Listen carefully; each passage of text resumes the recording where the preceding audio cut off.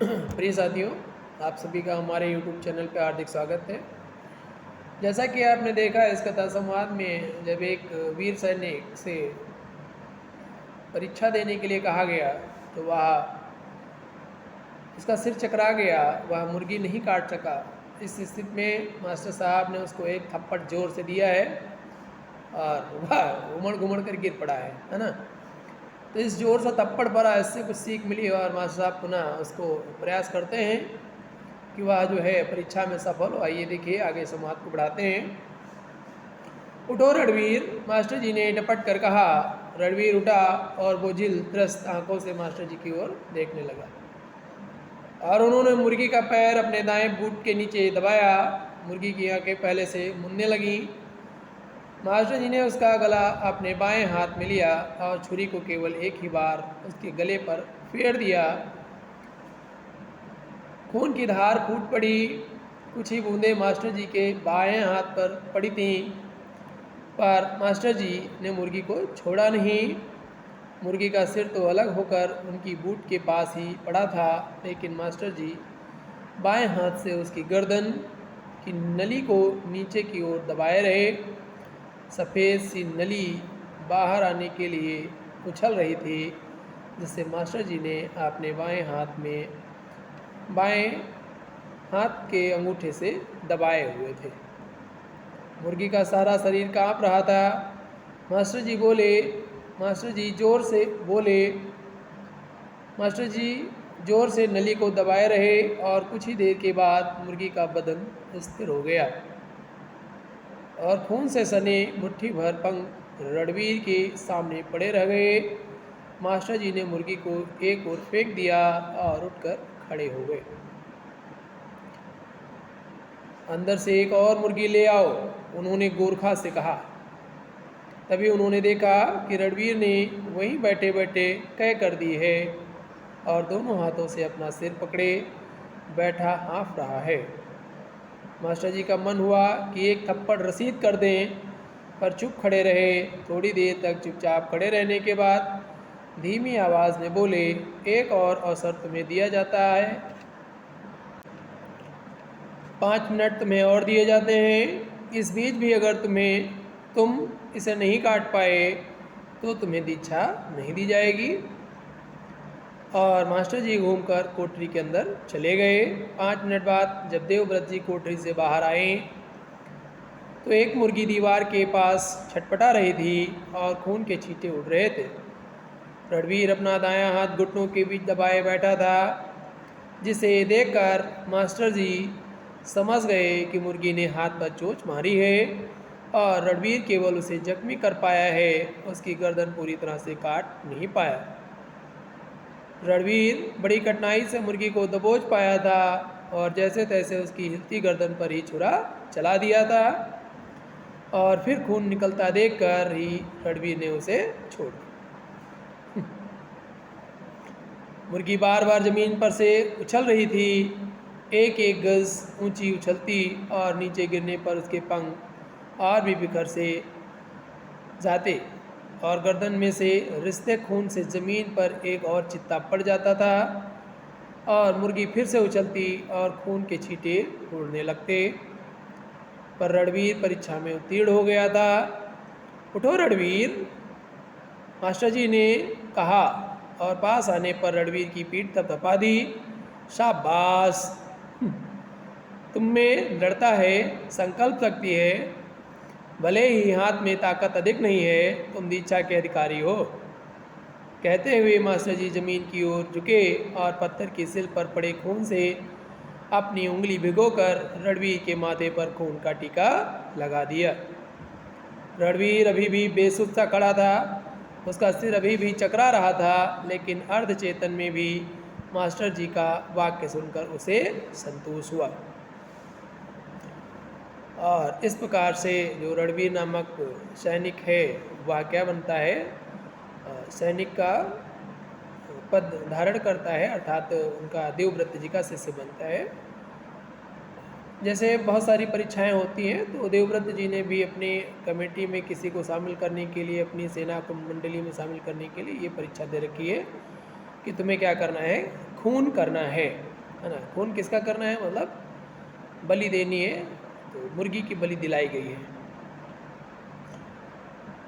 दूसरा दृश्य चेंज होता है। आइए साथियों देखते हैं अब किस दिशा में बात चलेगी। अन्य सभी चीज़ों का प्रबंध कर लिया गया था, पर युवकों को तेल उबालने के लिए बड़ी कढ़ाई नहीं मिल रही थी। खिड़की के दासे पर 3 चाकू, एक छुरा, एक छोटी सी कृपाण साथ साथ जोड़कर रख दिए गए थे। कमरे के एक कोने में 10 लाठियां रखी थीं, जिनके सिर पर पीतल की मूठ और नीचे मुखे गाड़ दी गई थी। दीवार के साथ एक 3 तीर कमान लटक रहे थे। बोधराज लेटकर बाण चला सकता था, शब्दभेदी बाण चला सकता था, शीशे में अक्स देखकर बाण चला सकता था, लटकती रस्सी को निशाना बना सकता था। बाणों के सिर पर लगाने के लिए वह धात की तिकोन नोकें बनवा लाया था और अपने साथियों से उनकी संभावनाएं बयान करता रहा। इसकी नोक पर संखियां रगड़ दें तो यह बाण बन जाएगा। इसके आगे मुस्क का फूल लगा दें तो अग्निबाण बन जाएगा। जहाँ चोट करेगा वहीं आग निकलेगी। नीला धोथा लगा दें तो बाण जहर लगेगा, वही जहाँ लगेगा वहीं उसमें से जहरीली गैस निकलने लगेगी। जैसे आप सभी ने, है ना, जो भी अब कथा संवाद सुनते हैं, तो अग्निवेदी बाण चलाया गया, कहीं शब्दवेदी बाण चलाया गया, तो आग बरसती। उसी प्रकार से बाणों को कैसे बनाना है, अग्निवर्षक, शब्दभेदी, तो वो बातचीत यहाँ पे हो रही है। धर्मदेव कहीं से खाली कारतूसों की पेटी उठा लाया था, उसे भी दीवार पर लटका दिया गया था ताकि सभी ओर से शस्त्रास्त्रों का आभास मिलता रहे। रणवीर ने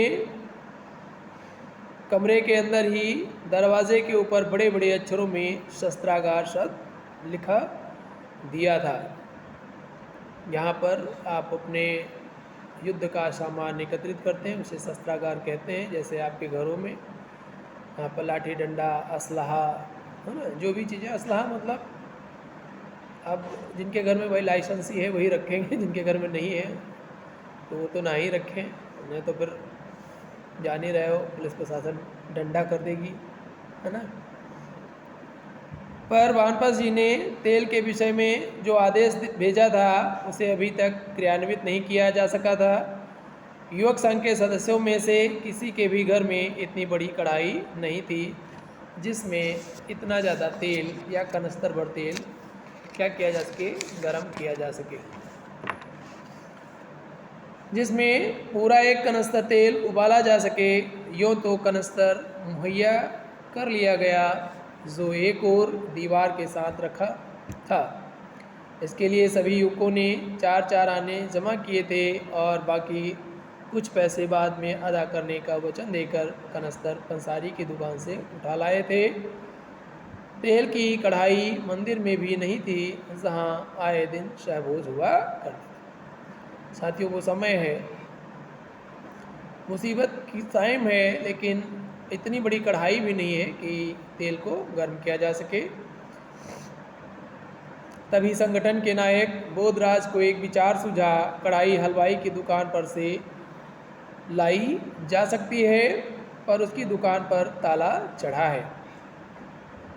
यहाँ का संवाद बहुत ही मतलब एक तरीके से उत्तेजनाजनक है, तो आइए इसको विचार करते हैं, सुनते हैं। पर उसकी दुकान पर ताला चढ़ा है, हलवाई रहता कहाँ है? नए मोहल्ले में रहता है, किसी ने उसका घर देखा है? बोधराज ने स्वयं देखा था, लेकिन वह नायक की हैसियत से इस समय यह छोटा काम अपने ऊपर नहीं लेना चाहता था। तभी रणवीर ने आगे बढ़कर कहा, दुकान का ताला तोड़ दो। युवकों के बदन में झुरझुरी हुई, परंतु सुझाव समय के अनुरूप था। नायक कुछ देर तक छत की ओर ताकता खड़ा रहा। गुट का संचालन बड़ी जिम्मेदारी का काम है। ताला तोड़ते हुए युवक पकड़ा नहीं जाना चाहिए, किसी की नज़र उस पर नहीं पड़नी चाहिए। नायक कमसरीट के बाबू मस्तराम का बेटा था और स्थानीय कॉलेज में फर्स्ट ईयर में पढ़ता था।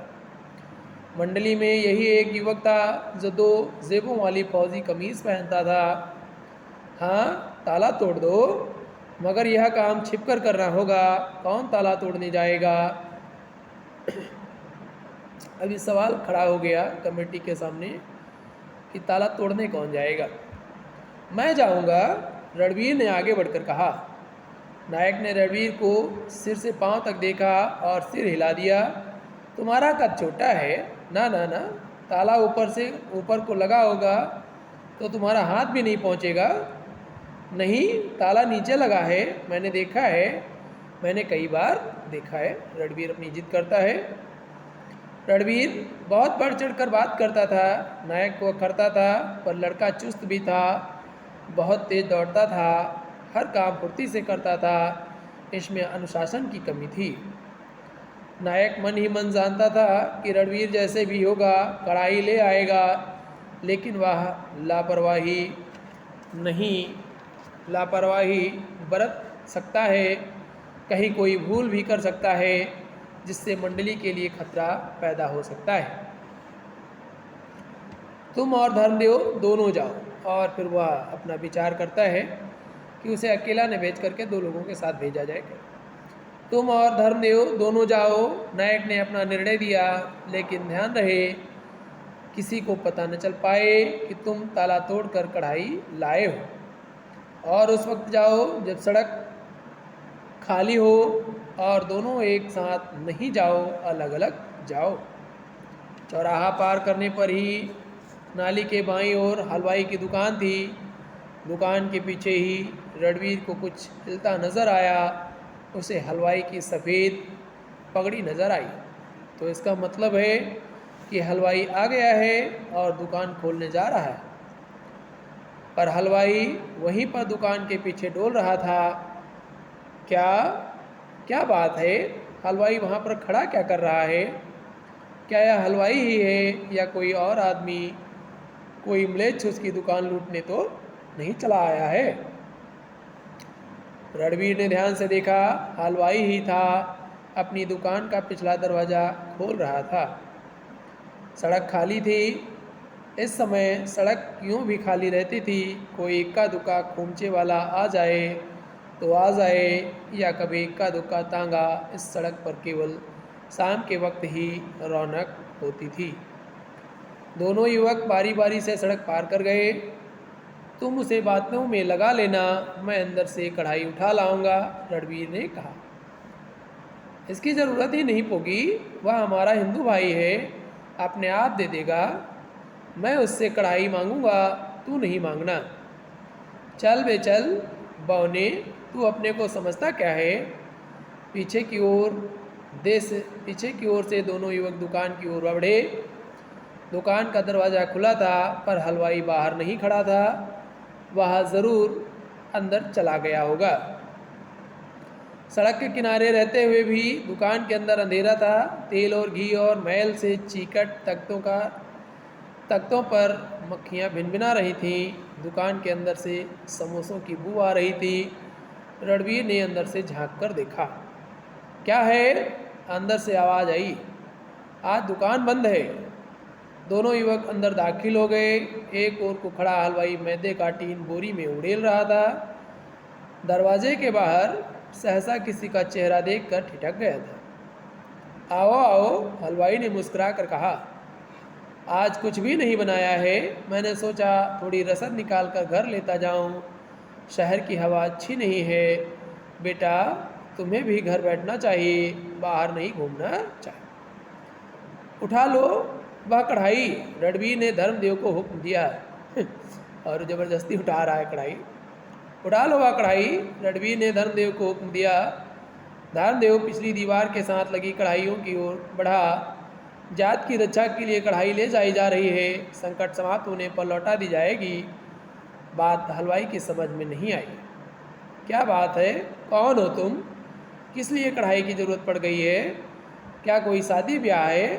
पर दोनों में से किसी ने कोई जवाब नहीं दिया। बीच वाली कढ़ाई उठा लो, वह सामने रखी है, रणवीर ने फिर कहा। ठहरो ठहरो, बताओ तो बात क्या है? किधर ले जा रहे हो कढ़ाई? बाद में पता चल जाएगा। उठाओ जी कढ़ाई,